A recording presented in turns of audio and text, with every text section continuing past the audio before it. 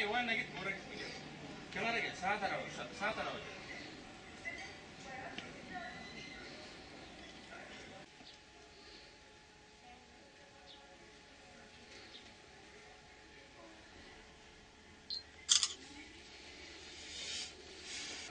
Bu adam yalnız, eşi bunu bıraktı gitti.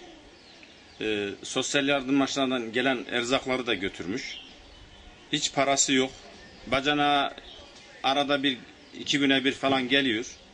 Az bir ekmek getiriyor. Hiç bakanı yok. Ben ilgileniyorum, eşim ilgileniyor. Konu komşu bir şey verirse veriyor. Biz olmadığımız zaman böyle tuvalete gideceğim diye bağıra bağıra kimse de baktığı yok, yardım eden yok. Dün ishal olmuş, her tarafı berbat etmiş, kaka yapmış. Ben hastaneye götürdüm. Hastanede serum taktılar. Saat 2'de gece bacanağıyla beraber haber ettim. Geri getirdik. Kimliği de bacanağında kalıyor. Kimlik olmayınca orada ben bir işlem yaptıramadım. O şekilde getirdik, yatırdık. Bacanağı da ilaçlarını aldı.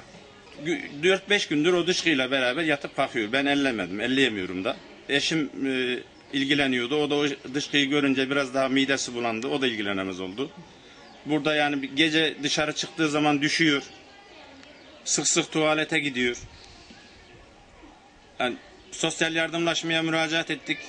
Her gün cuma götüreceğiz, pazartesi götüreceğiz diyorlar. Hiç götürmüyorlar. Sürekli burada bu adam rezil. Aç susuz hiçbir şey veren yok yani. Yemek diye bir şey yemiyor bu adam.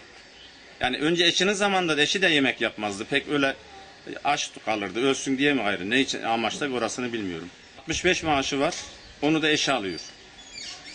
3 yıldır bu şekilde sosyal yardımlaşmadan 2 defa geldiler. Birisinde eşi yoktu, izin olmayınca götürmediler. Bir defa da götürdüler, tıraş ettiler, banyo yaptırdılar, evini temizlediler. Tekrar geri getirdiler. Şimdiye kadar hiç temizleyen yoktu işte. Bir onlar temizledi. Eşi gideli beri önce eşi temizliyordu. Yani İlçe Sağlık Müdürü Mehmet Bey'in yanına gittim ben, Mehmet Sarı'nın. Orada görüştüm. Kendisi bana dedi ki, dedim müdürüm bu arkadaşa günlük bir defa bir yemek bari gönderseler. Yani aç kalıyor dedim. Kendisi de bana dedi ki en geç cumaya kadar alacaklar veya pazartesi alacaklar. Ona gerek kalmayacak dedi. 20 günü geçtik daha götürmediler.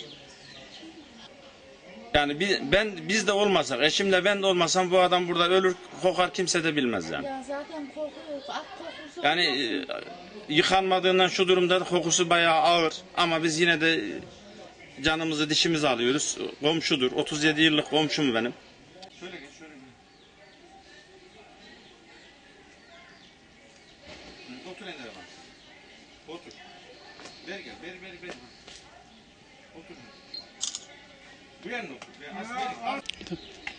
Git abi git. Gel yürü.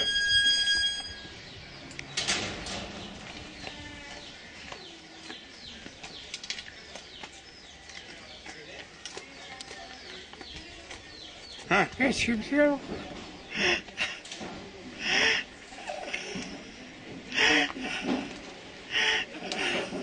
Gel yürü.